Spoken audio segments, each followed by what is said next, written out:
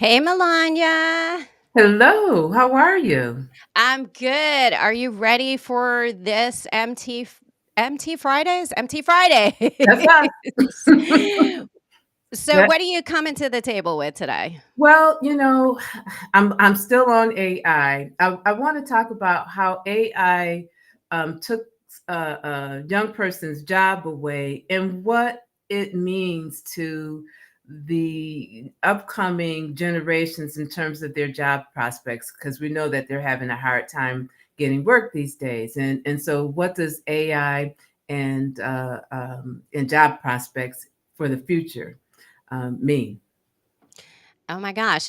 I'm coming with something slightly similar, I think. So I was really torn. And I was the one who said, like, let's try to just concentrate on one thing, like in a post meeting that Melania and I had. But I want to talk a little bit about employee engagement, which is at a all-time low. It's at a 10-year low, and it's really low with our youngest group in the workforce. And I have some thoughts about that. Um, I have some definite thoughts about that. But anywho, let's Yeah. get this baby started, right? Let's Yeah. go. All righty. Yeah.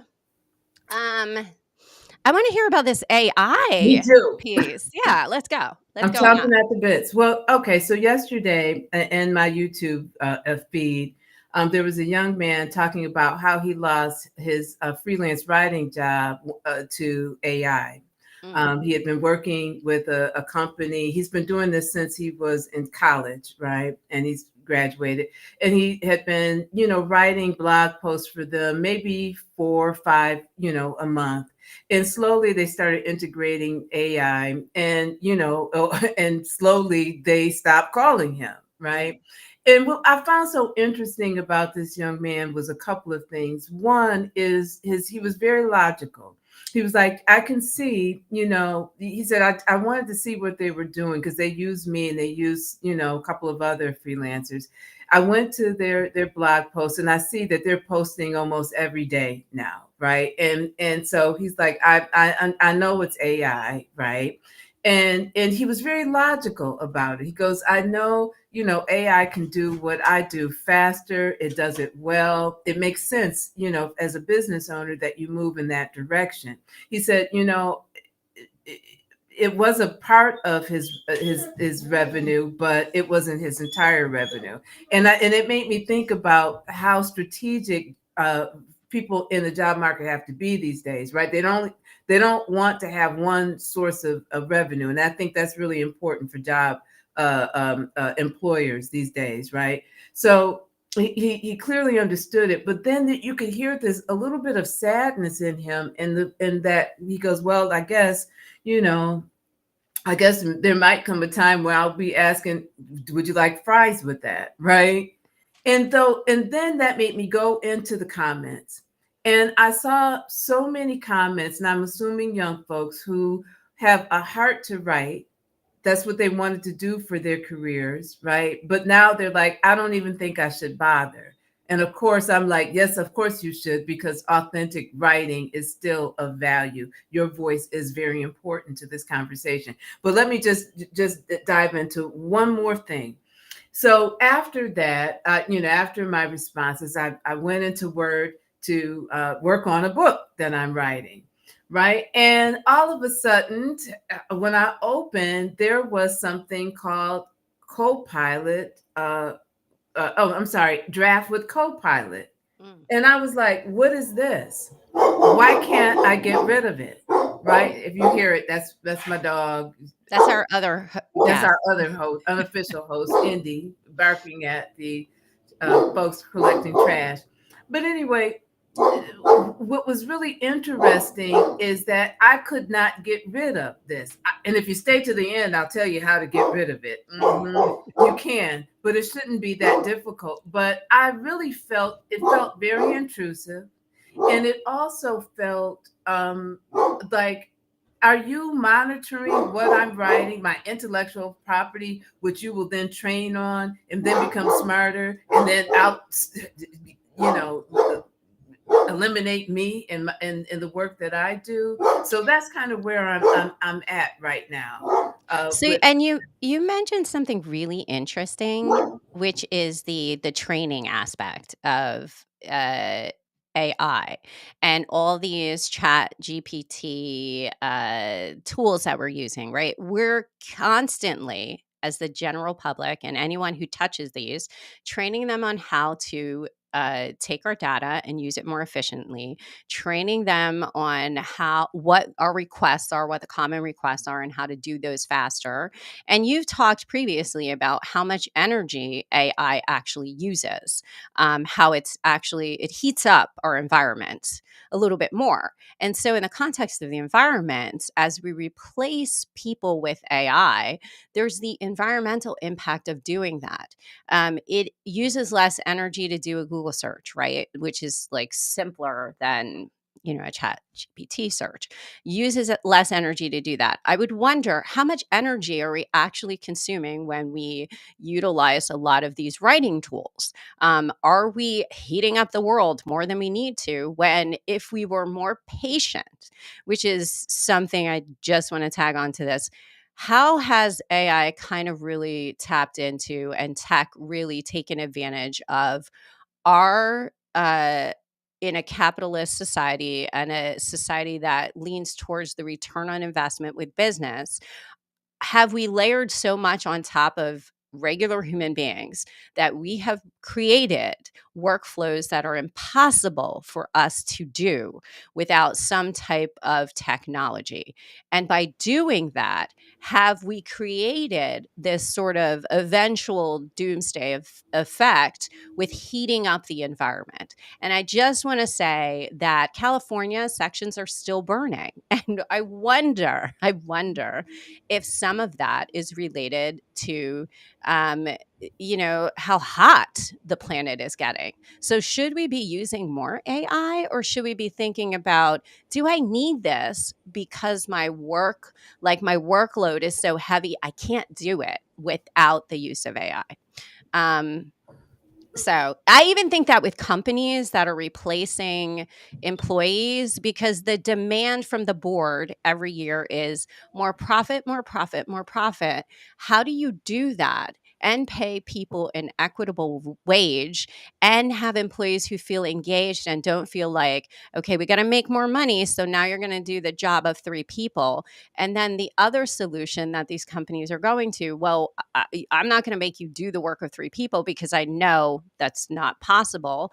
And I know you get less engaged and you get kind of less interested in the company. I'm just going to get rid of you and replace you with an AI tool. And now I'm meeting the needs of the board, but I'm also, as a side effect to that, I'm probably ruining the eventual future for our generations that come behind.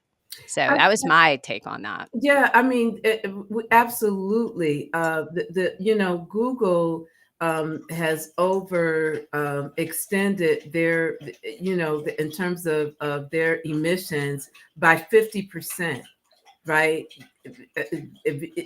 And others have reported, similar. They're walking back their environmental um, uh, pledges, right? Because AI eats up so much energy and spews out so much of heat, which is changing our it's going to have impact on climate. What also really started, I was so angry. I was really angry when I could not get rid of that co-pilot. And you know me, I was on Microsoft chats. I short of cussing, right? Saying, how dare you, because my subscription updated and then this feature was there. And then it really bugged me. It bugged me. It felt so intrusive, like Big Brotherish, right? And then I thought about, okay, so as children progress through school, they start to use these tools, Microsoft and things of that nature. So now they just press the easy button. Let me put in a crappy sentence and then let AI make it beautiful and make me sound smart. And as it is today, people's writing skills are garbage. Okay, they are. They are. Don't mince words. I mean, but I'm telling you, I've worked with companies who one of their biggest challenges are that people don't know how to write, right? And everything you cannot necessarily put into chat GPT, right? There's proprietary information, there's confidential information, right? You need to know Oh, how to well, write. you could, right? You could put some information in there if you start to upgrade your Right, subscription. So right, the more you pay, the more you can have, because I started right. looking at this, the more you can have private information in there, which then speaks to another issue.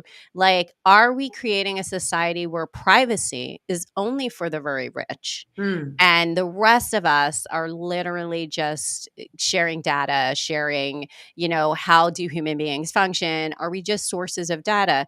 Because, tech, and this has been talked about not just by us, but tech mines a lot of your data and sells a lot of your data. And that is a part of their profit. When we talk about passive income for freelancers, right? I can't mine some, well, I could. I could, right? We could all sell our email lists, right?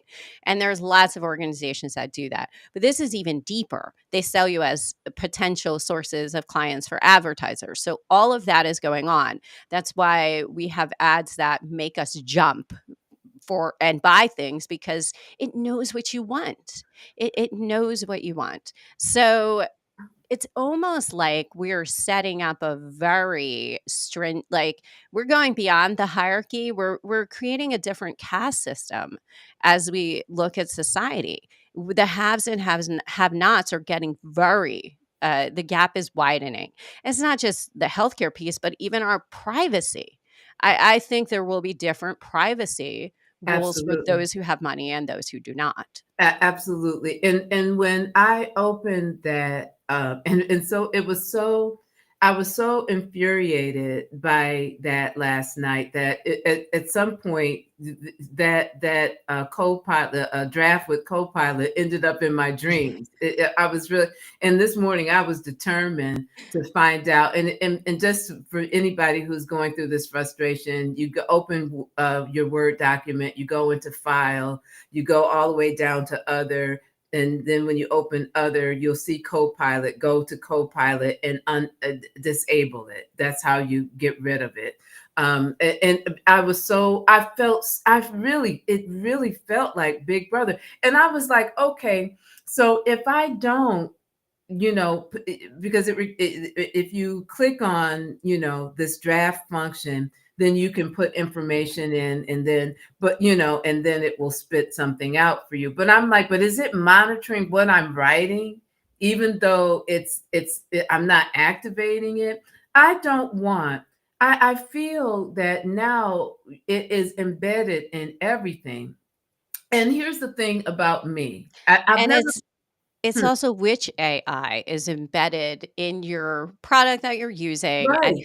which AI, because Siri is kind of like it's an AI, right? Mhm. The Siri and who Alexa. Alexa, Mhm. these are ones we've gotten so comfortable with turning to some piece of digital voice and saying, "Hey, look up this." And it's fun until it's not, right? It's fun until, like your writer, it takes your job. It's fun until it gives you bad information that you follow and it wasn't accurate. So But it I I'm worry sorry. too, because we're in the US at least, we're going to have a new administration that is more business friendly. And there's nothing wrong with administration being business friendly, but some regulations do protect the public from businesses that may have unethical practices or be simply about the profit. And so I do worry with tech, if we deregulate or we say, like, hey, just do whatever you want, all of a sudden you have 4 years, right, of people getting or a new generation that will just be unaware that there was ever a different way to do something because it's so ingrained in how we do things. The chat, write with Copilot, it just becomes a part of what we're used to. And I worry about that. Well, here's the thing. And I reached out to a friend of mine who is a poet, and I'm like, you've got to create something for young folks to make certain that they keep up these skills. Here's the thing. Here's the problem. And I'm looking these days at everything as being a Trojan horse, right? It's a gift, but is it? What's inside? We do not have a legal regulation of AI yet. And the folks who invented AI don't know exactly where it's going to go or how this experiment is going to end. But what I can tell you is this.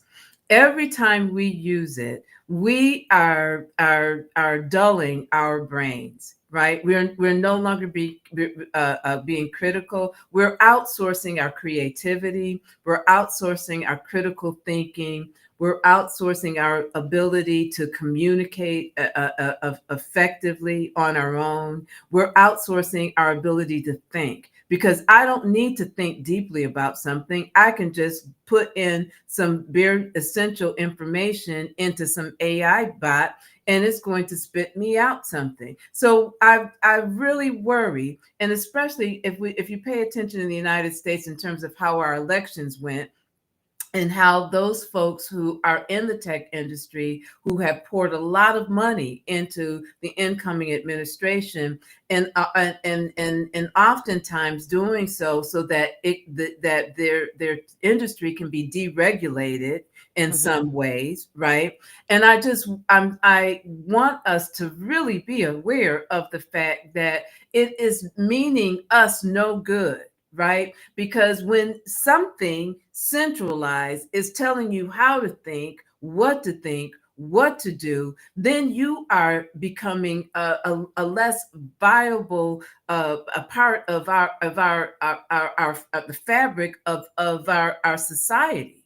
Right, we are becoming lambs and sheeps to be led, and I just think that we should be very careful. And I think if you're a parent and you have you need to have conversations with your children about AI, and you need to reinforce things like being able to write, being able to read, being able to think for yourself. One of the things that my father always said to me, and my father was a very logical man, he always said, Melonya, think for yourself, think for yourself. And now we are entering a time period where our school system is not forcing us to think, right? And now we have all these artificial intelligence that are thinking for us. There is a danger there, and I worry about what the future looks like. I read, I see a lot of YouTube videos on younger people who are still, they're trying to get jobs. They go months and months, and they're applying and they're not getting jobs. And what does all of this, how is this going to impact their future?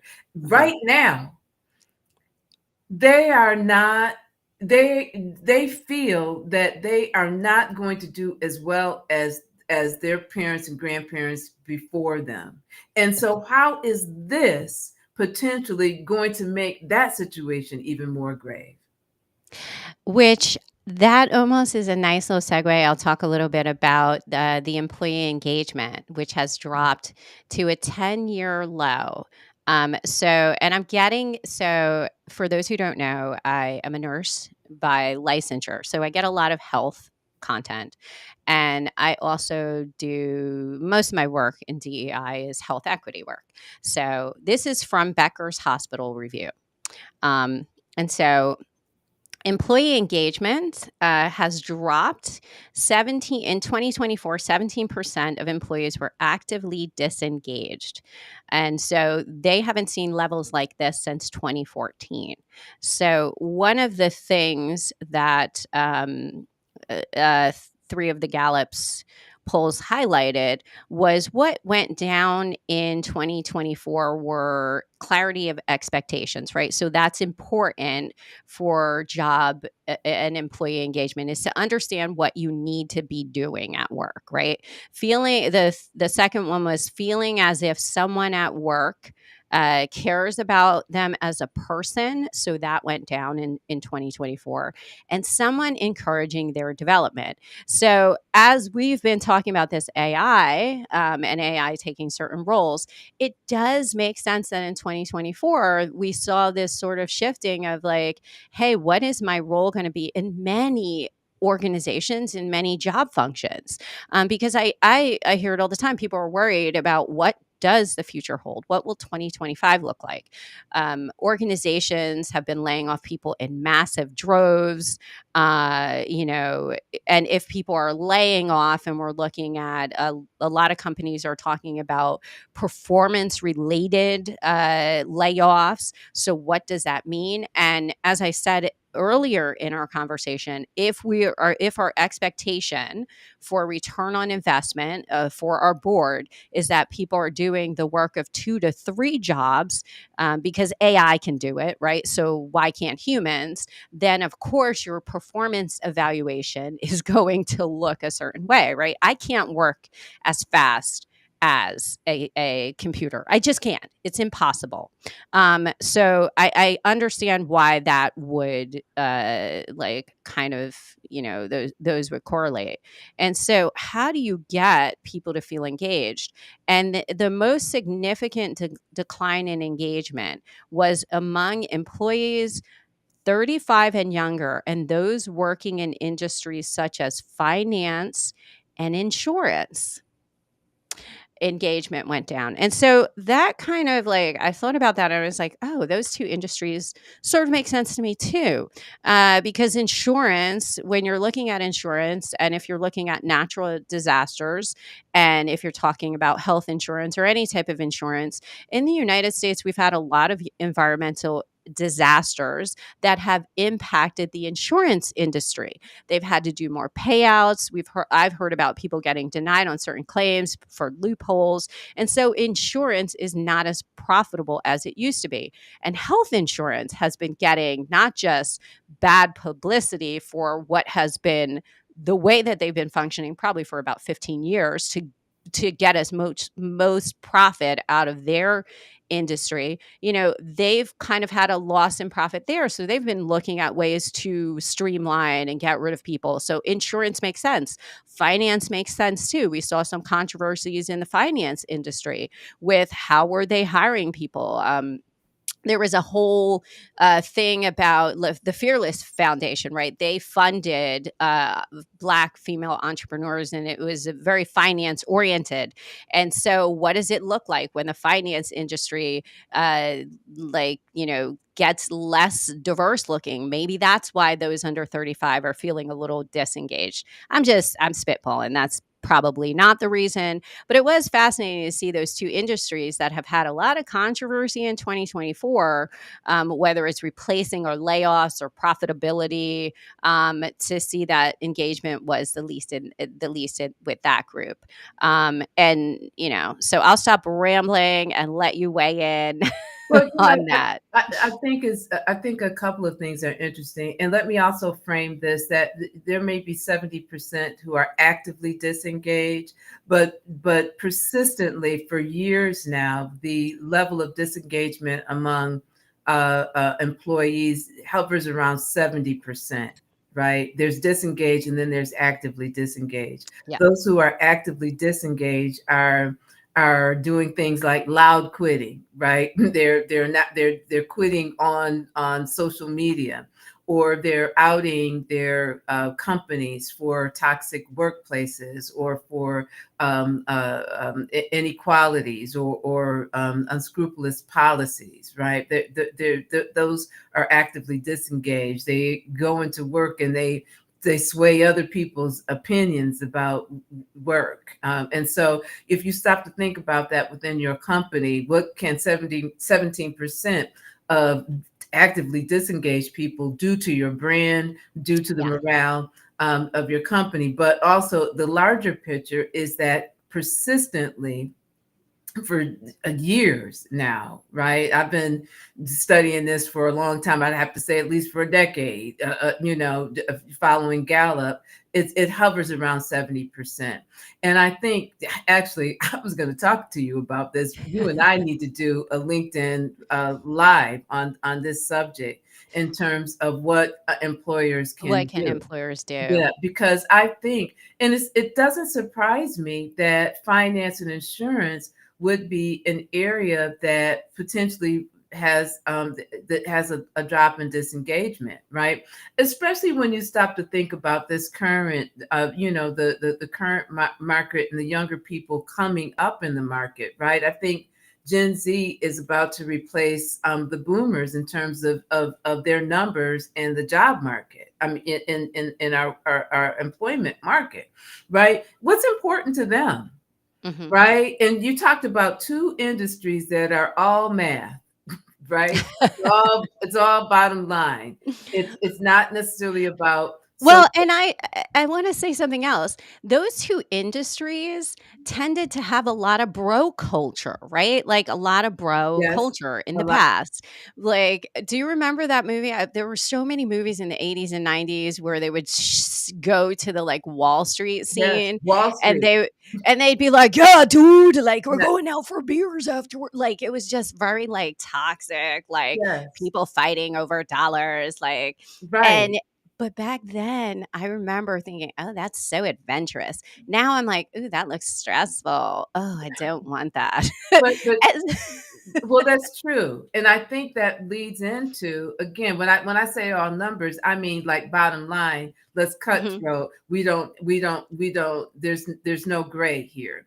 And I think that I know that doesn't appeal to me. And I'm not a Gen Z or a mhm. millennial or those but companies that, and these companies often don't have a what would I say, an authentic and sincere social consciousness, right? Because we're seeing how companies are rolling back their DEI Yes, initiatives, and these sorts of things are important. Social consciousness and social responsibility are very important to the generations coming up, as it should be, right? And yes. so it would not surprise me that folks within those industries are disengaged because it's not talking to their values. Yeah. And, it's always interesting to me to see companies roll back DEI because DEI has felt to me, and no matter what you call it, it has felt to me like hey, let's try to actually think about what our employees want in these giant corporations. We're functioning in the world of giant corporations where many people remember businesses as caring about their employees because they were small businesses, they were family owned, people felt like they were family. That is very far and few between. Like that doesn't really exist most of the time. So DEI felt like that we're gonna, kind of think about, well, how do my employees feel? Like, do they feel accepted here? Do they feel a certain way about working here? And it wasn't, and I know, and so I'll probably get pushback, but I know the historical piece of DEI, but I wish that people would take less of the toxic headlines like DEI is disappearing, thank goodness it's going away, and think about the values that it gave now, the values that it gave to companies to kind of start assessing like what are my employees really looking for. And so I do But I also think media is very influenced by whoever is controlling it, right? So the talks about like DEI ending, and yeah, there's some regulatory stuff coming through, probably, but I don't think that if you really want to do the principles and the competencies behind that as an organization, I don't think that that will go away for companies. But the engagement piece, it is concerning, because who wants to work at an organization where you don't feel very engaged, Or connected. You connected to you them? I mean, you Um, talked about 2 things, that, survey or that information cited. mhm. One was feeling that somebody cared about you. Wasn't Yeah. that one of Yeah, the feeling things? like someone cared about you. Right. And, what I didn't mention was that those under 35 have probably been raised with this concept of the importance of self-care, right? The importance of therapy, the importance of mental health, right? Um, and I say this because my mother's generation, she was not necessarily saying like the first time I remember that showing up was Calgon. Do you remember those Calgon commercials? And it was like revolutionary. Take me Calgon, take away. me away. But really what they were talking about was burnout, exhaustion, Mhm. resilience. Um, Right. and this younger group, those under 35, this is an expectation. And so when we think about it, it makes sense to feel disengaged, because if you're following the old rules of work until you die and trying to pair them with, I want to feel respected. I want to have the opportunity to have self care. I have less resources than the generation that came before me, because we have more generations currently working at the same time, right? So where in the past we might have had people who might have retired already, they're still working because fiscally they can't afford to stop working. So they're not a resource for childcare or, support in that piece, or so that's not there. So we have a lot of gaps.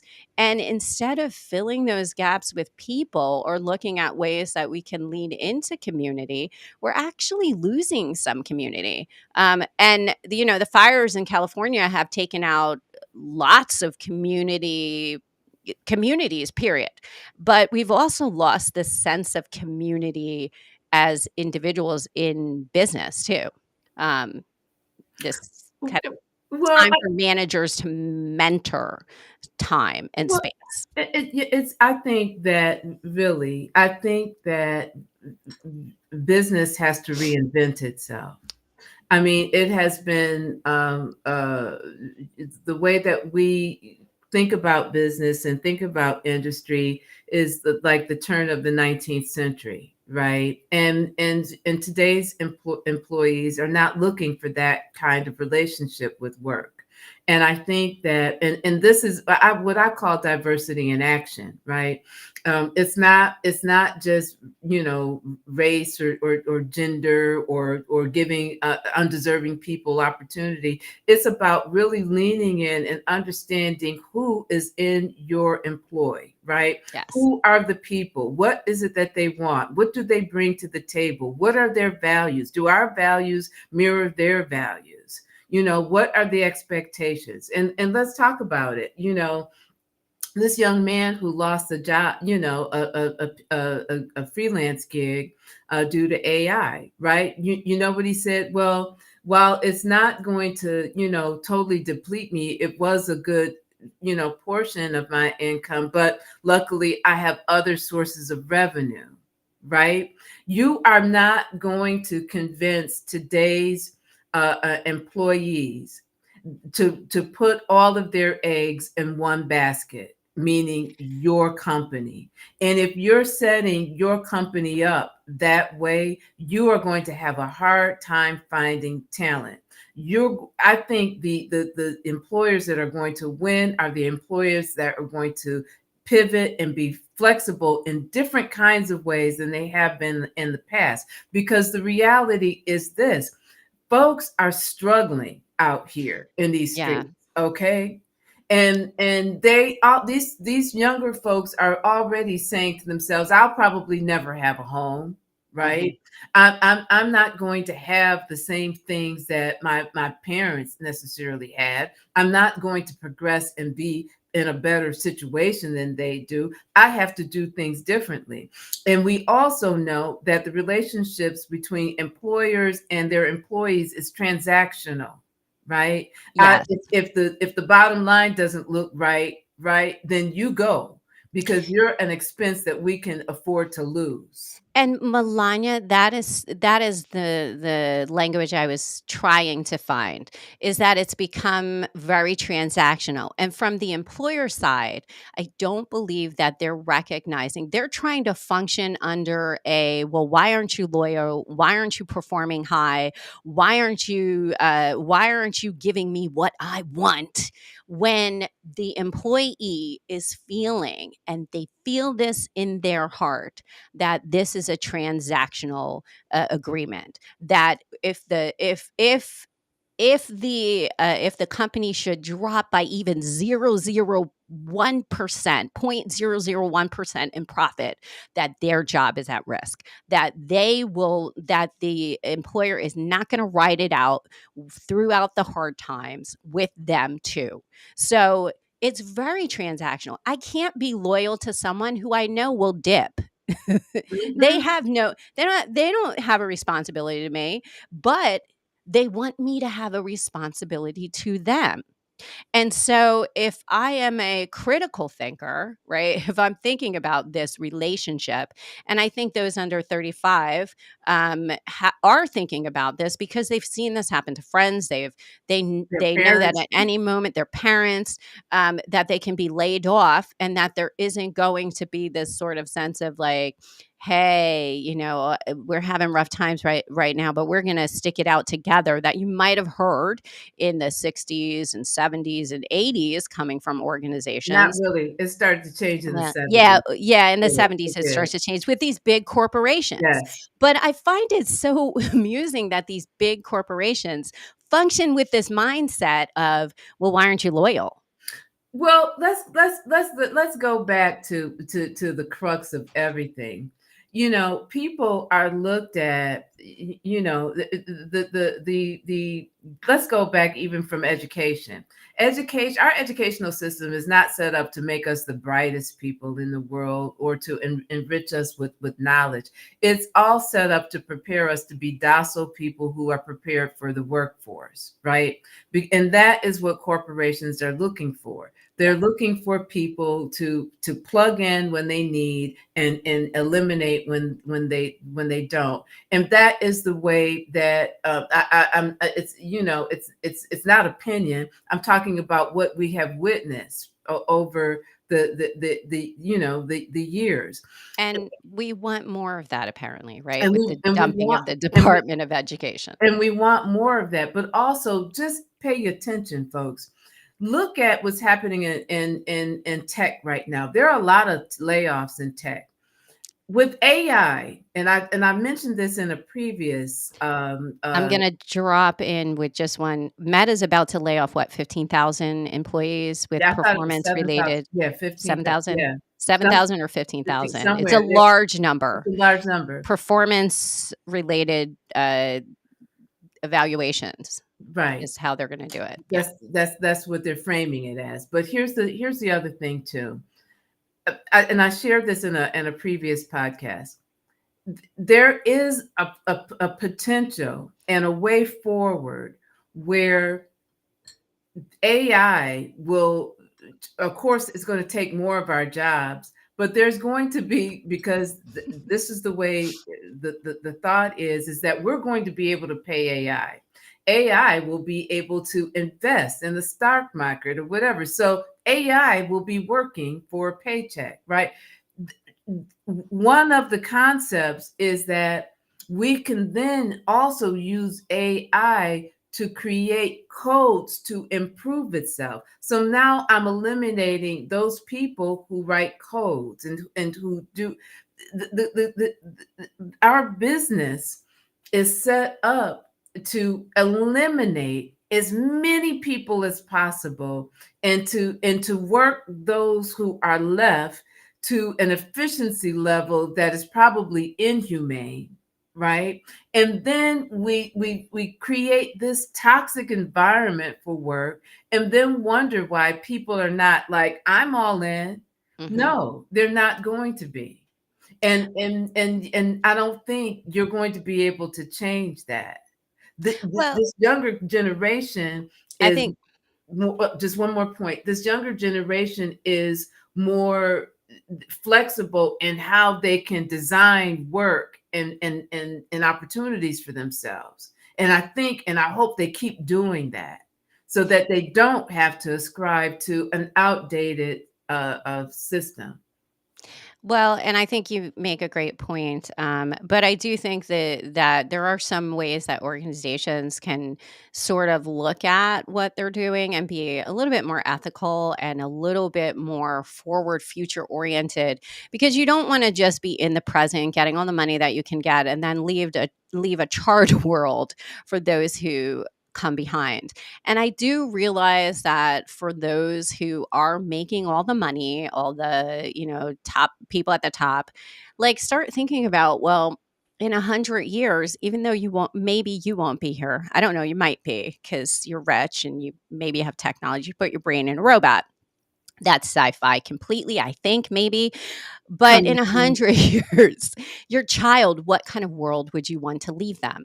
And for the super rich, probably their child will be safe from this. But I really wish we started thinking more future oriented. Now, I'm going to mention something on a completely different note that I did want people to be aware of. Hmm. Can I just make one point? Hmm. I think one of the other things that is really essential to building a workforce, and I don't even like that word, to have partnership with the people that you employ, is to pay them fairly. Okay, Yes. we know that CEO, and that's a nonprofit as well as for profit.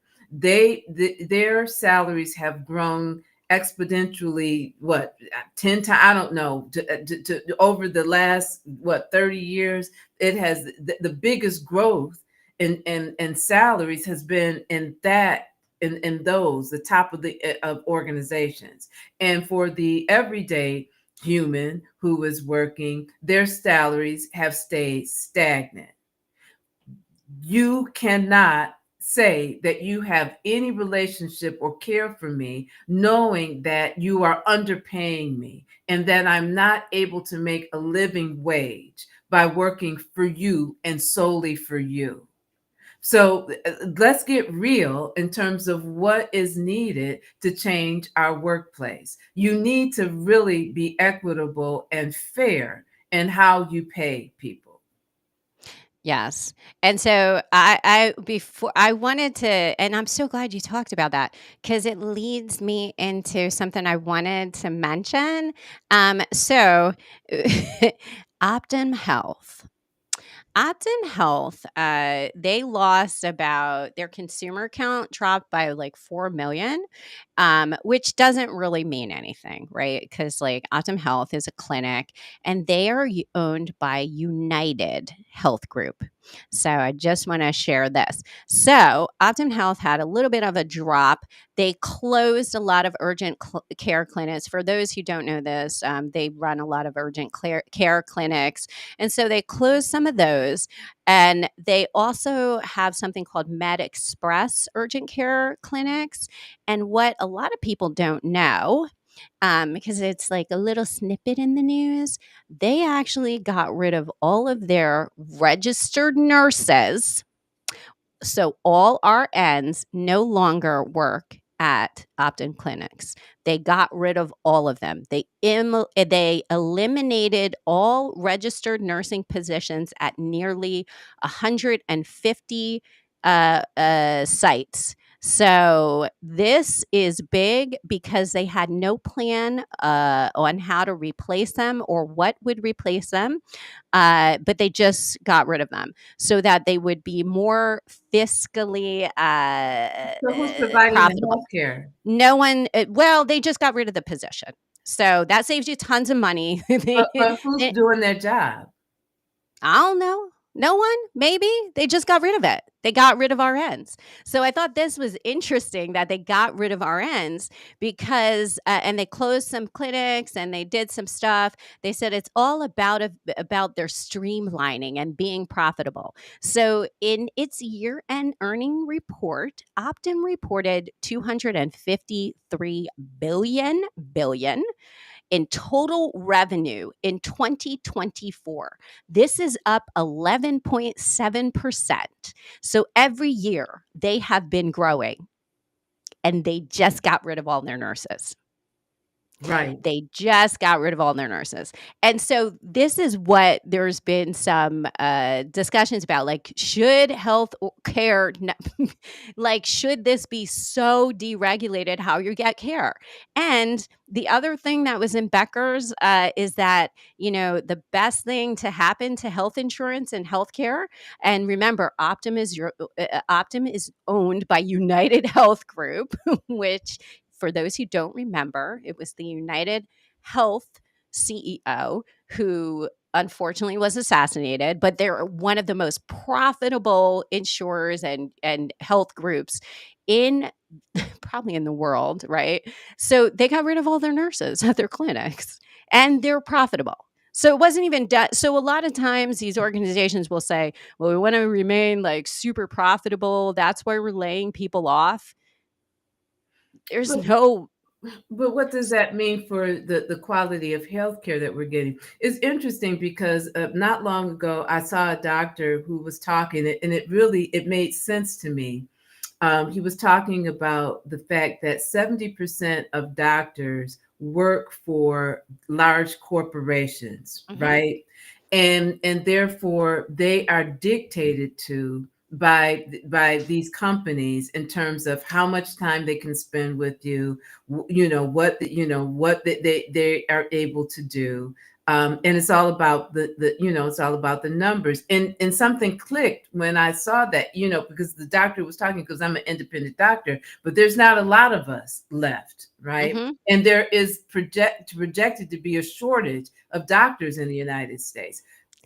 This is what something finally clicked, because in 28 I mean 2008, when we were trying to pass the Affordable Care Act, I kept saying, where are the medical professionals? Why are they not? Where's their rally cry? Why are they not pushing for this?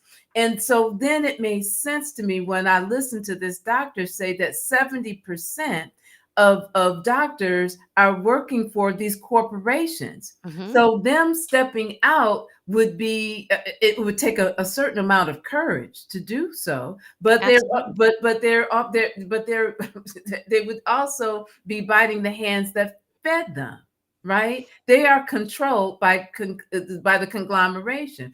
Years ago, when I was in grad school, I had a professor say to me, he said to us, pay attention. He said, you see the diversity of services that you have now. There's going to come a time when all of those services are condensed to be about 5 players in any industry.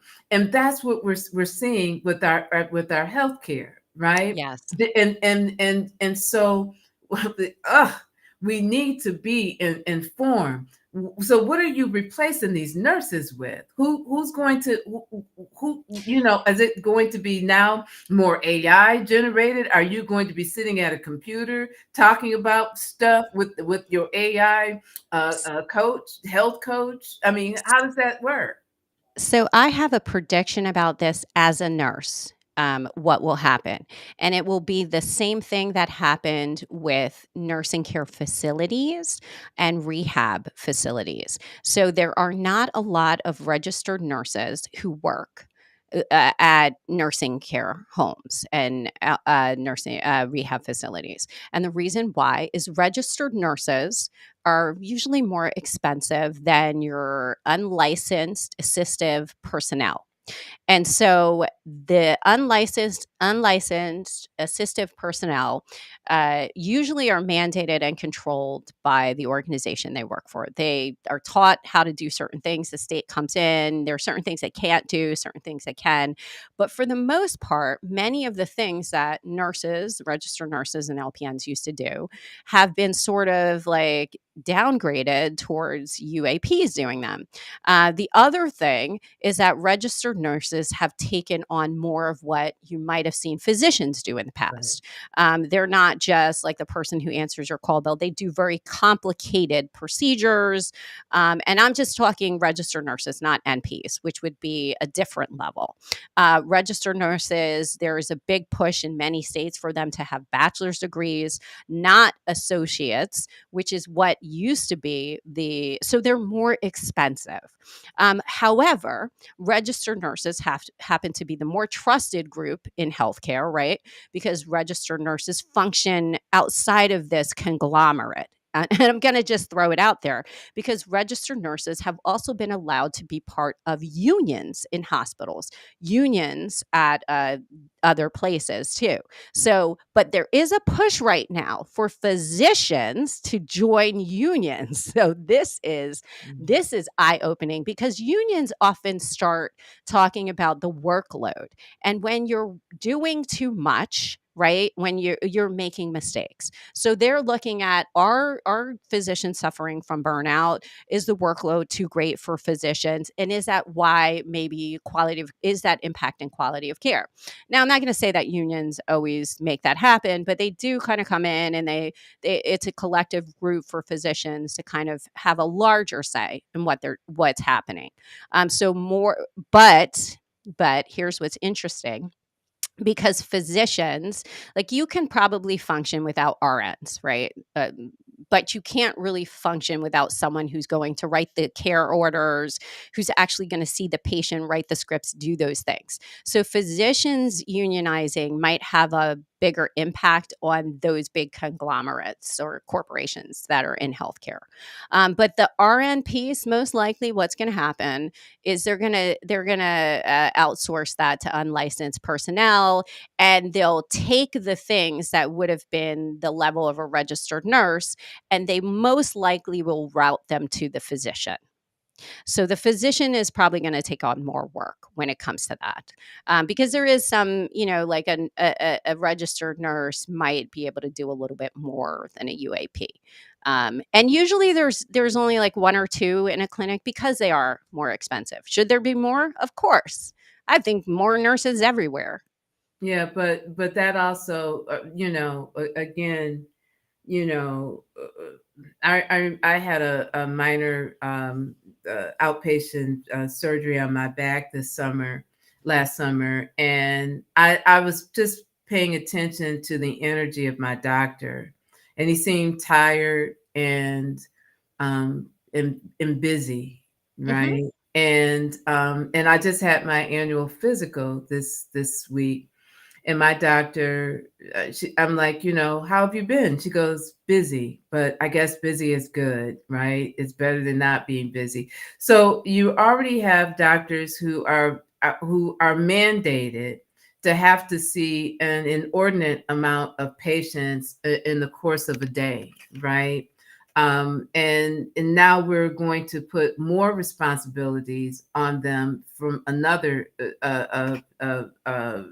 from an eliminated position, and Hmm. then we're going to have lesser qualified people doing something that a qualified person once did, and we're going to have the pleasure of paying for the highest medical costs in the world, Yes. right? With Yes. some of the worst outcomes. That Yeah. is what we have set ourselves up to do because we Absolutely. have privatized something that I don't think should be privatized, and that's healthcare. But but that is what we've adopted and accepted Yes. in this country. And just to and I know we're coming up to time, just to throw in another little piece into this is some of the argument for why we can streamline healthcare or have it be more efficient, right? We're going to have that Department of Efficiency.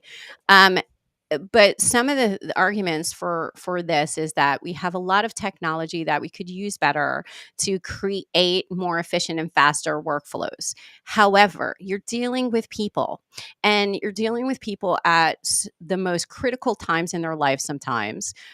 People are worried about things. Do you want to get through that quickly, or do you want to get through that and feel like the person who saw you was knowledgeable, the person who saw you cared about you, and the person that saw you actually, kind of was not overwhelmed by whatever's going on with you. Because I will say, when I'm like, when you encounter a doctor who's feeling like who's overwhelmed and like tired, how much confidence do you have in that person? How much confidence have we ever had in EDs where the people are running around, and it like it's fun on television to watch that type of atmosphere, but to be in it and to be like, when is someone going to treat me? Or why does it look so busy here? Is it safe here? No patient should ever feel like that when they're getting their health care. And I think we're setting ourselves up for that, with this idea of like electronic healthcare records that have AI written into there that say, like, here's the algorithm that you should be following. And what if you notice something about a patient that doesn't sit in that 90 or 80% of the patients who will follow that algorithm? That's the purpose of human beings, to catch the things that maybe like the textbooks and the algorithms don't notice, to be able to critically think. And if you pull that piece out and you put in a lot of like untrained staff, and you put in doctors and nurses who are overwhelmed because they're doing the job of 10 people, I won't even say two, how often are you going to catch those like in between pieces? And that's for uh every piece of employment, though. I think we're trying to work faster, more, and with less. But here's the point. I listen. I'm a deep listener, and I pay attention to words. Always pay attention when you hear the word efficiency, because efficiency never serves us, right? Efficiency is never about, hey, how can we be more efficient in diagnosing things faster? How can we be efficient in providing services that are more life saving? That have better outcomes. How we can we be more efficient in preventing disease and helping people become healthy? How can we become more efficient in taking unhealthy people and moving them into a healthy status? Where is the focus on those types of efficiencies? When you hear the word efficiency, that's code word for an organization figuring out how to charge the same or increase their charges while giving you less service. That's what that ends up being. Absolutely. I applaud that 100%. And it's called efficiency and throughput in healthcare. Mhm. It's how I get you from point A to point B to C to D, get you out and get your payment. How fast can I get you through? Nothing in efficiency and throughput says efficiency and quality, right? There was nothing in that. But what they will say to you is you need to have a more efficient throughput in your ED, in your med surge, in your clinic, and that doesn't necessarily, like Melania said, improve quality of care. But it's gonna take and how educated can we all be on everything, right? Like, we trust that someone out there has our best interests, and unfortunately, sometimes there isn't someone out there with our best interests. No. Um, we And are coming up on the end. and we know that because an insurance company tried to charge people extra for anesthesia while they're in surgery, right? I mean, come on now, really? Well, and I don't wanna You can't even scare make a decision. anybody. You can't even make a decision at that point to say, yes, sign me up, right? You are under your most vulnerable point, and somebody is saying, well, you went over, so we're going to charge you more for the anesthesia. That just should be a part of this surgery, the whole process, right?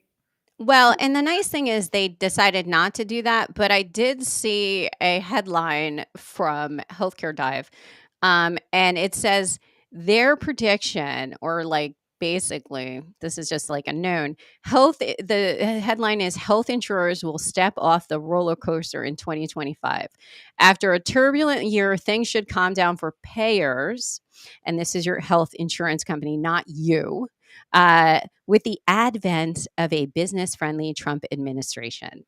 So that means if perhaps some of that stuff had happened in 2025 or during his administration, maybe they would have been like, that sounds like a good plan. So remember, business friendly doesn't always mean it's friendly for the public. So look for more wild things from your health insurers. Uh, so, uh, we're at 60 minutes, but I did want to mention, really quick, we're going to go like probably a minute over. Uh, on Facebook, I noticed that someone had a surgery scheduled, right? And so their surgery was denied the day of their surgery procedure. And the reason why is that their insurer, their algorithm, despite what their surgeon said, them needing the surgery, their algorithm said you need to do 3 months of PT. Mhm. Even though this person had done months of PT prior to that, PT's expensive. They were like, you know what? You need to do PT first before we will allow you to have this surgery that your surgeon and your doctor are recommending. So, and they can't get in touch with a human being. Big surprise. So, like, can imagine prepping yourself for like a big surgery. It's not a small surgery this person is having. Imagine prepping yourself for a big surgery, and the day of surgery, they're like, no, not approved. Right. You need to do PT first. And this is, but here's the problem.